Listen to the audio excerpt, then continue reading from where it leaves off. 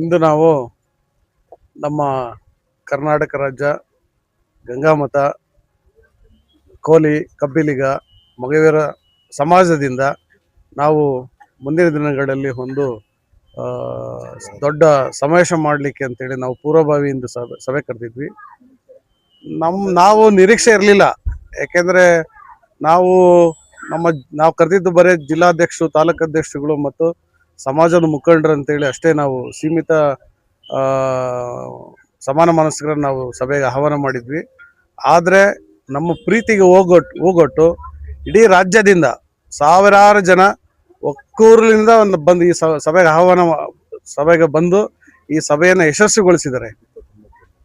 32 ಜಿಲ್ಲೆಯಿಂದ, ರಾಜ್ಯದಲ್ಲಿ 32 ಜಿಲ್ಲೆಯಿಂದನೂ ಜಿಲ್ಲಾಧ್ಯಕ್ಷರುಗಳು, ತಾಲೂಕು ಅಧ್ಯಕ್ಷರುಗಳು, ಸಮಾಜದ ಮುಖಂಡರುಗಳು, ನಮ್ಮ ಈ 39 ಪರ್ಯಾಯ ಪದಗಳ ನಾಯಕರುಗಳು ಕೂಡ ಇಂದಿನ ಸಭೆಗೆ ಇಲ್ಲಿ ಆಗಮಿಸಿದ್ರು. ಕಾರ್ಯಕ್ರಮ ಅತ್ಯಂತ ಯಶಸ್ವಿಪೂರ್ಣವಾಗಿ ಅಚ್ಚುಕಟ್ಟಾಗಿ ಯಶಸ್ವಿ ಆಯಿತು ಇಂದಿನ ಕಾರ್ಯಕ್ರಮ. ಮತ್ತೆ ಇನ್ನೊಂದು ಏನು ವಿಚಾರ ಅಂತ ಹೇಳಿದ್ರೆ, ನಮ್ಮ ಈಗಿನ ನಮ್ಮ ರಾಜಕೀಯ ಜೀವನದಲ್ಲಿ, ರಾಜಕೀಯ ಪಕ್ಷದಲ್ಲಿ ಈಗಿರ್ತಕ್ಕಂಥ ರಾಜಕೀಯ ನಮ್ಮ ರಾಜ್ಯದ ಮಂತ್ರಿಮಂಡಲದಲ್ಲಿ ನಮ್ಮ ಸಮಾಜ ಬೆರಳೆಣಿಕೆಯಷ್ಟು ಮಾತ್ರ ಇದ್ದೀವಿ. ಕೆಲವು ಜಿಲ್ಲೆಗಳಲ್ಲಿ ನಾವು ಬಲಿಷ್ಠರಾಗಿದ್ದೀವಿ. ಸುಮಾರು 35ರಿಂದ 40 ಲಕ್ಷ ಜನಸಂಖ್ಯೆ ಇದ್ದೀವಿ.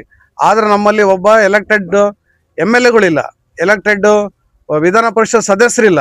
ಯಾಕೆ ಅಂತೇಳಿದರೆ, ನಾವು ಪ್ರವರ್ಗ 1ರಲ್ಲಿದ್ದೀವಿ. ಯಾಕಂದ್ರೆ ಪ್ರವರ್ಗ 1ರಲ್ಲಿ ಇರ್ತಕ್ಕಂಥ ಪ್ರವರ್ಗ 1ರಲ್ಲಿ ಸುಮಾರು 89 ಜಾತಿಗಳಿದ್ದಾವೆ. ಹಾಗಾಗಿ ನಮಗೆ ಪ್ರವರ್ಗ 1ರಲ್ಲಿ ಎಲ್ಲೂ ಕೂಡ ನಮಗೆ ರಾಜಕೀಯ ಸ್ಥಾನಮಾನ ಸಿಗ್ತಾ ಇಲ್ಲ.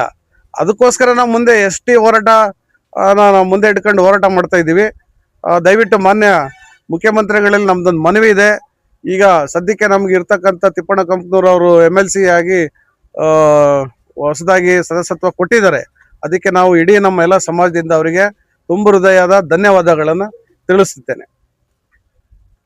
ರಾಜ್ಯ ಮಟ್ಟದ ಸಮಾವೇಶದ ಅಂಗವಾಗಿ ಪೂರ್ವ ಸಭೆ ಇವತ್ತು ಚಿತ್ರದುರ್ಗ ಮುರುಘಾ ಮಠದಲ್ಲಿ ಚಿತ್ರದುರ್ಗ ಜಿಲ್ಲೆಯ ಸಮಸ್ತ ಗಂಗಾಮತ ಸಮಾಜ ಬಂಧುಗಳಿಂದ ಆಯೋಜಿಸಲಾಗಿದ್ದು, ಅದು ದಾವಣಗೆರೆಯಲ್ಲಿ ಒಂದು ಬೃಹತ್ ಸಮಾವೇಶ ನಡೆಯಲಿಕ್ಕೆ ದಾರಿಯನ್ನು ಮಾಡಿಕೊಟ್ಟಿದೆ. ಮತ್ತು ನಮಗೆ ಭಾಳ ಉತ್ಸಾಹ ತುಂಬಿದೆ. ಯಾಕಂದರೆ 32 ಜಿಲ್ಲೆಯಲ್ಲಿ 29 ಜಿಲ್ಲೆಯ ಅಧ್ಯಕ್ಷರು ಬಂದಿರೋ ಇದು ಪ್ರಥಮವಾಗಿ